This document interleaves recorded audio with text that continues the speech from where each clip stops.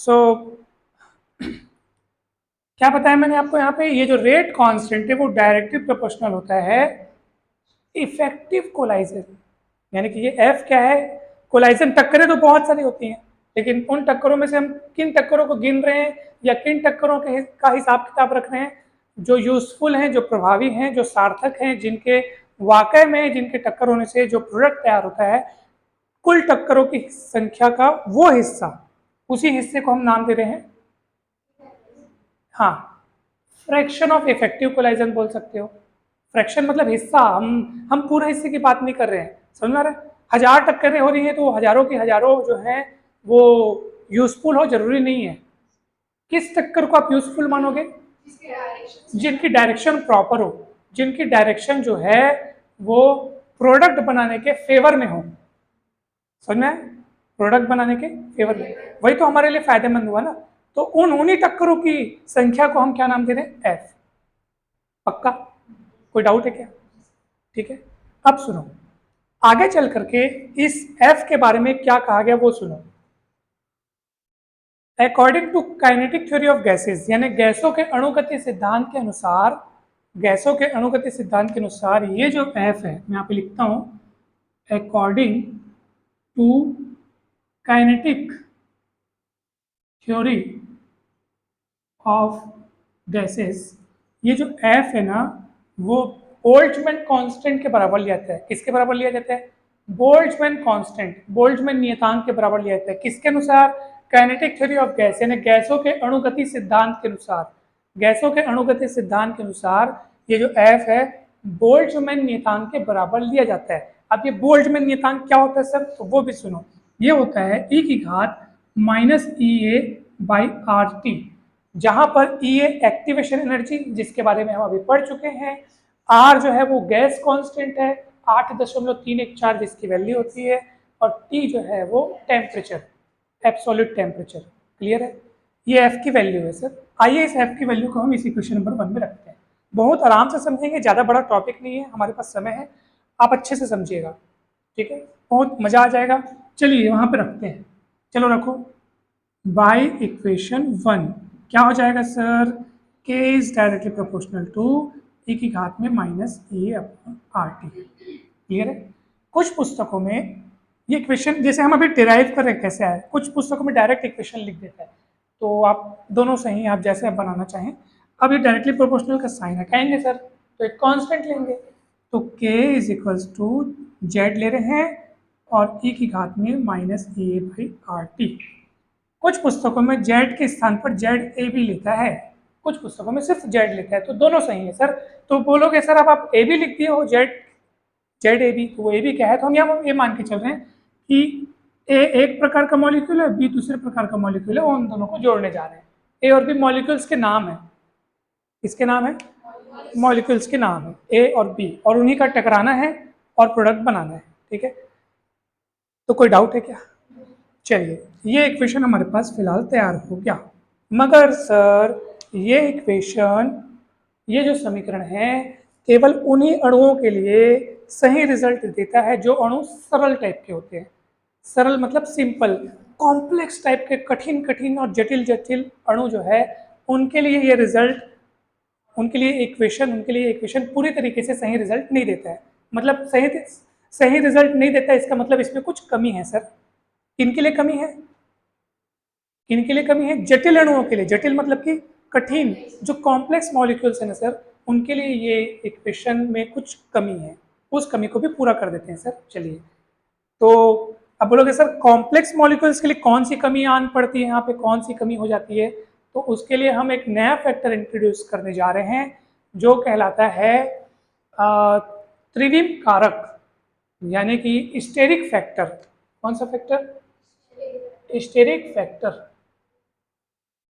त्रिविम कारक। त्रिविम यानी कि जो, अब भाई कोई मॉलिक्यूल्स एकदम जटिल टाइप के डिजाइन वाला है, एकदम त्रिविम में से फैला हुआ है, ठीक है ना, तो उसके लिए जो कमी पड़ती है यहाँ पर, जिसके लिए रिजल्ट सही नहीं आता है, तो एक फैक्टर हम जो स्टेरिक फैक्टर जिसको हम बोल रहे हैं उसको पी से डिनोट करेंगे, और करना कुछ नहीं, यहाँ पे जाके मल्टीप्लाई कर देना है। तो के पी जेड ए बी और ए की घात में minus A by R T, इतना ही बस करना था तुमको। तो इसी करने के लिए तुमको कहानी सुना रहा था। ये वाला इक्वेशन किसके लिए है? सरल अणुओं के लिए।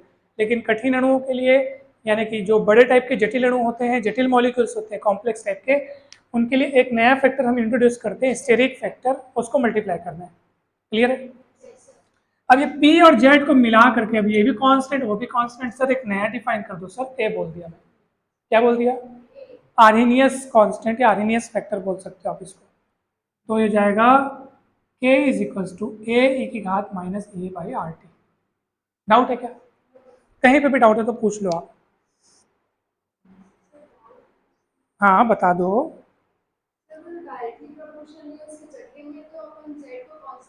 बहुत बढ़िया, बहुत बढ़िया। हाँ हाँ, नहीं नहीं, ई को कांस्टेंट नहीं,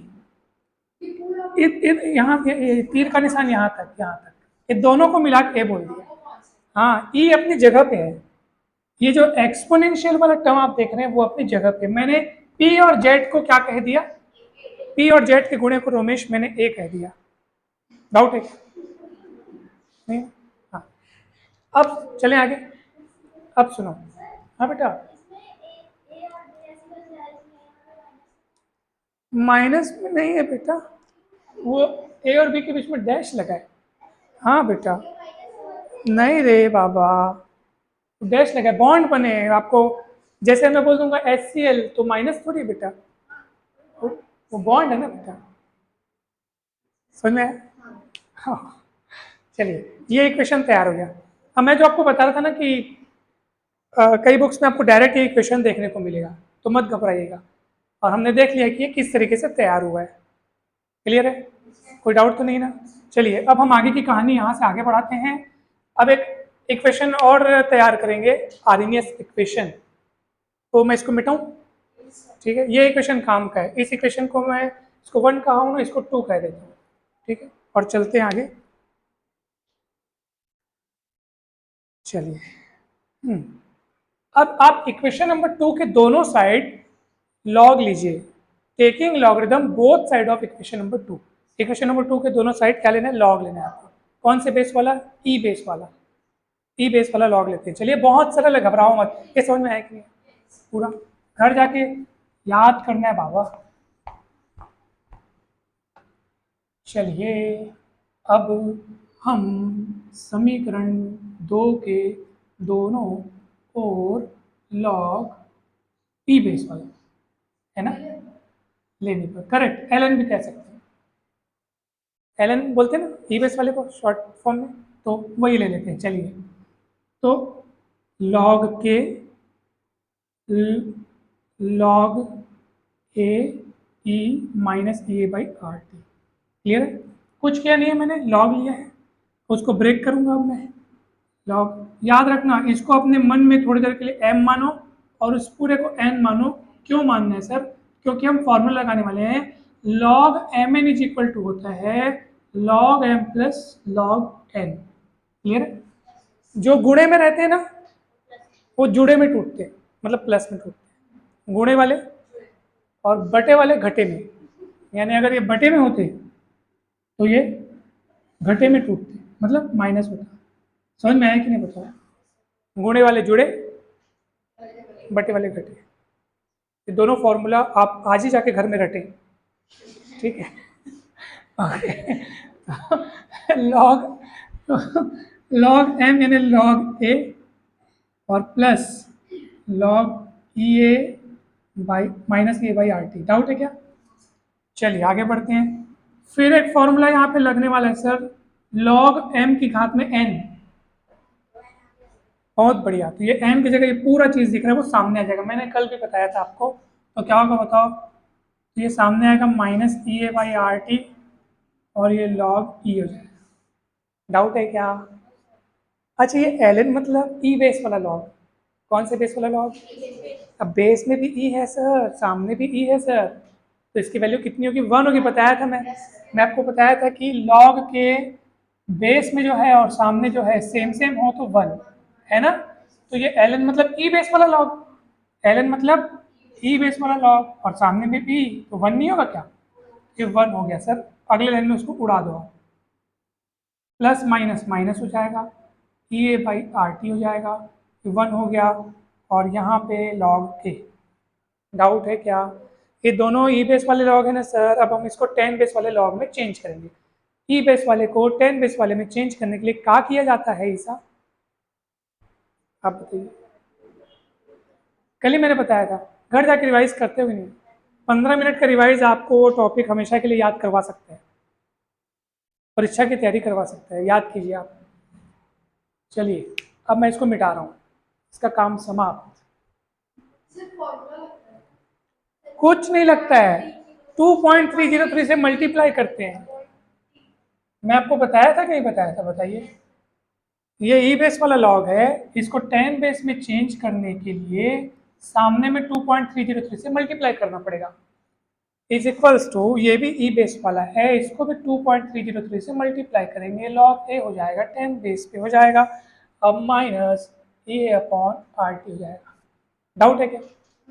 ये 2.303 यहाँ भी दिख रहा है, वहाँ भी दिख रहा है, बार बार दिख रहा है, मुझे उसे हटाना है तो मैं एक काम करता हूँ, दोनों पक्षों में 2.303 से डिवाइड कर देता हूँ। ठीक है, तो 2.303 से भाग दे दो, डिवाइड कर दो। चलिए डिवाइड कीजिए, कितना होगा बताइए। यहाँ डिवाइड करोगे वो चीज़ हट जाएगी, log 10 बेस पे किया जाएगा। यहाँ डिवाइड करने का मतलब भाग करेंगे तो कट जाएगा ना, यहाँ से भी कट जाएगा तो क्या बचेगा बेटा? log 10 है।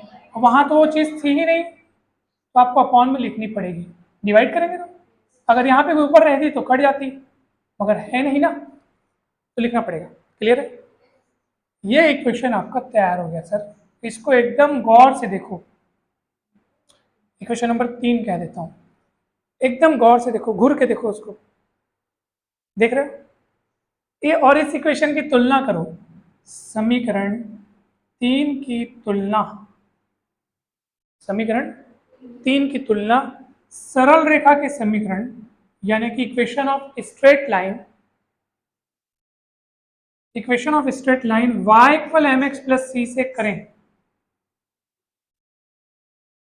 तुलना कीजिए, बताइए मेरे को y, x और c की जगह कौन कौन है, कौन कौन है बताइए। y की जगह कौन दिख रहा है, m की जगह कौन दिख रहा है? हाँ देखो सर, यहाँ y की जगह दिख रहा है log 10k, है ना? ये देखो ये y की जगह, अच्छा थोड़ा सा मिस्टेक हो गया सर, मैं इसको पलट के लिख देता हूँ सर, तब तुलना करते आसानी से बनेगा sir.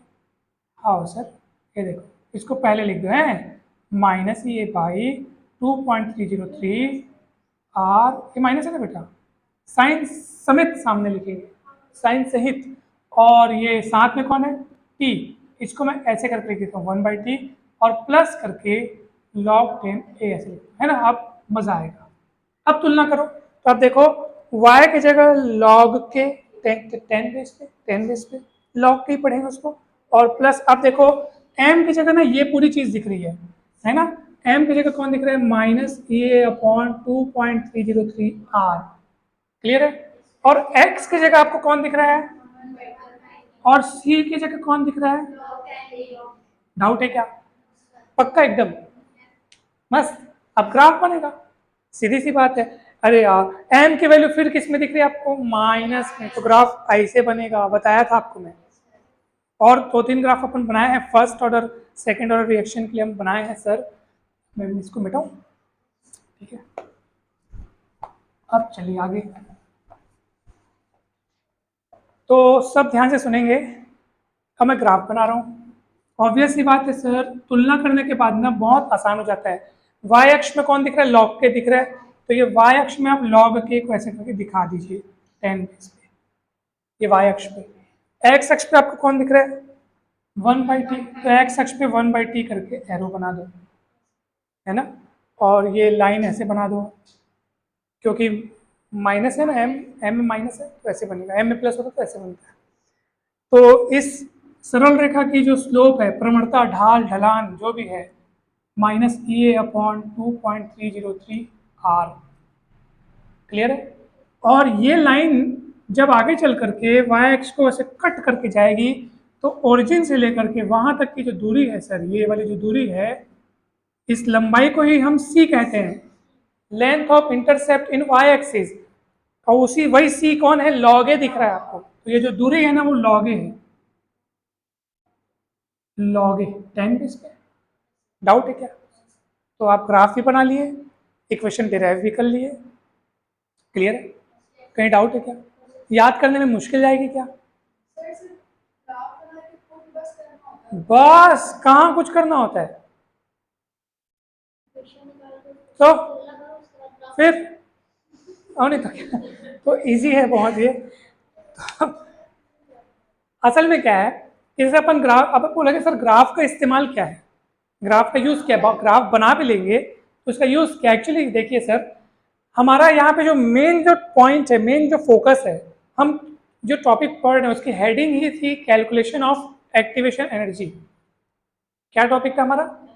Calculation of activation energy. तो हमारा मेन टारगेट वही है, वही चीज हमको फाइंड करना है। तो ग्राफ की मदद से कैसे फाइंड करेंगे आप सुनो। जब आप ग्राफ खींच लोगे, ग्राफ खींच लोगे, आपके पास स्लोप फाइंड आउट कर लोगे आप। स्लोप फाइंड आउट करने के बाद जब इसको क्रॉस मल्टीप्लाई करोगे 2.303 आर, तो यहाँ से आपको क्या मिल जाएगा? एक्टिवेशन। क्रॉस मल्टीप्लाई करो ना, आपको एक्टिवेशन एनर्जी मिल जाएगा कि नहीं मिल जाएगा? अगर ये दोनों पते हों, मतलब पता हो, तो आपको ये मिल जाएगा। तो ग्राफ की मदद से एक्टिवेशन एनर्जी पता की जा सकती है, ठीक है। अब एक्टिवेशन एनर्जी को पता करने का एक दूसरा तरीका भी है हमारे पास, अब हम उसको पढ़ेंगे, वही लास्ट टॉपिक है, फिर खत्म हो जाएगा। मिटाओ इसको, कोई डाउट है क्या? अब क्या है सर, देखिए हम दो अलग अलग केसेस लेते हैं। इस इक्वेशन को आपको गौर करना है, गौर रखना है। ये इक्वेशन है, मैं इसको 3 नंबर बोलता हूँ, है ना। हम दो अलग अलग केसेस के लिए लिखेंगे, ठीक है। किसके लिए लिखेंगे? दो अलग अलग केसेस के लिए। चलिए, इसमें रखो चाहे उसमें रखो, बात एक ही है। देखो, मैं काम करता हूं, जब टेम्परेचर था T1, जब टेम्परेचर कितना था उस समय आप रेट कांस्टेंट K1 मान लो। कितना मान लो? और जब टेम्परेचर था T2 तो रेट कांस्टेंट K2 मान लो। कितना मान लो? चलिए, हम उस इक्वेशन 3 के पास जाते हैं, और जब T की जगह रखेंगे T1 तो K की जगह क्या रखना? चलो रखो, तो चलो तो रखो। कितना होगा? बाई इक्वेशन 3 क्या मिलेगा सर? Log 10 K1।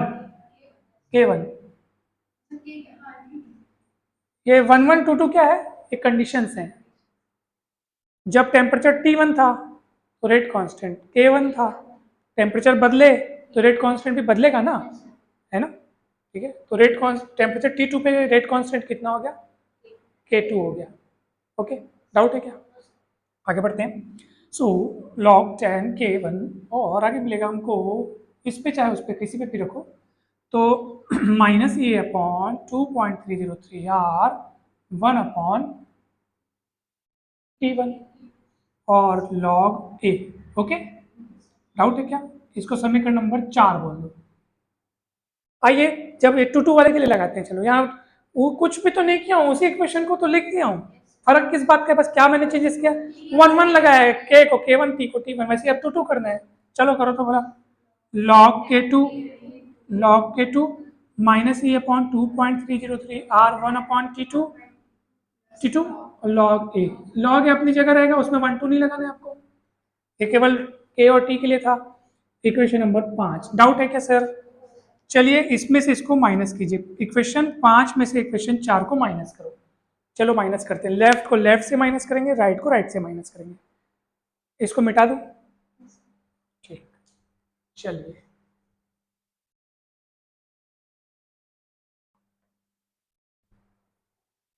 माइनस कीजिए आप, इक्वेशन 5 को 4 से माइनस करना है हमको। सर लेफ्ट को लेफ्ट से माइनस करेंगे, log 10 बेस पे K2 माइनस log K1, समझ में है ना? ये हो गया। अच्छा सुनो सर, चलो इसको तो इससे माइनस करेंगे सर, इसमें कॉमन क्या है सर वो देख लेते हैं। ये पूरा कॉमन है ना। तो जब हम इसको उससे माइनस करेंगे तो जो कॉमन चीज होती है वो निकल जाती है। अच्छा एक और बात, क्योंकि हम इसमें से उसको माइनस कर रहे हैं, ऑलरेडी वो चीज माइनस में है। तो आपको पता है, जब A में से आप B को माइनस कर रहे हैं और B ऑलरेडी माइनस में है, तो माइनस माइनस प्लस हो जाता है, आपको पता है। तो मैं उसमें से उसको माइनस कर रहा हूँ और वो पहले से क्या है, तो वो क्या हो जाएगी? प्लस हो जाएगी चीज, याद रखना इस बात को। और मैं ई ए बाई ये बाई 2.303 आर कॉमन निकाल देता हूँ। क्या निकाल देता हूँ? कॉमन। कौन सी चीज माइनस में रहेगी, कौन सी चीज प्लस में रहेगी? इसमें से उसको माइनस करें तो ये बेचारा तो माइनस में रहेगा, प्लस कौन सा हो जाएगा? वो क्यों प्लस हो जाएगा? तो वो पहले से माइनस है और हम उसको और माइनस करें तो वो प्लस हो जाएगा। क्लियर है? और ये माइनस बना रहेगा। तो ये देखो ध्यान से समझना, ये वाला माइनस बना रहेगा, कौन सा वाला? T2 वाला। और कौन सा प्लस हो जाएगा? T1 वाला। याद रखना, इसलिए मैं कॉमन निकाल करके 1/T1 पहले लिख के इसको T2 लिख देता हूँ।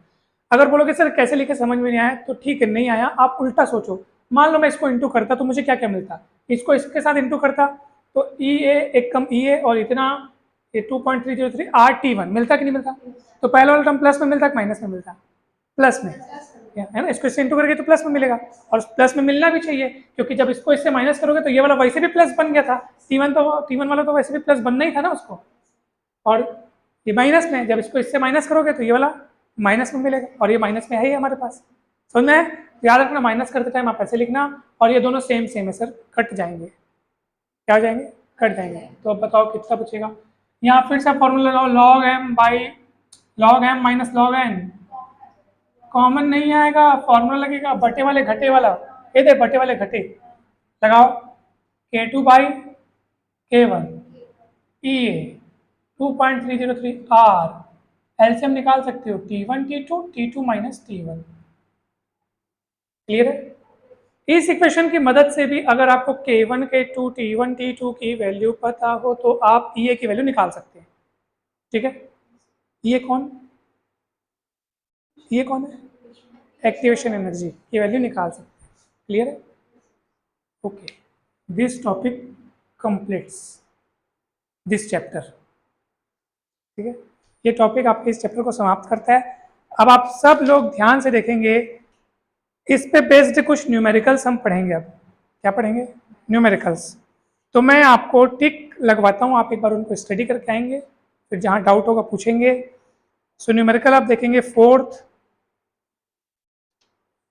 5th 8th।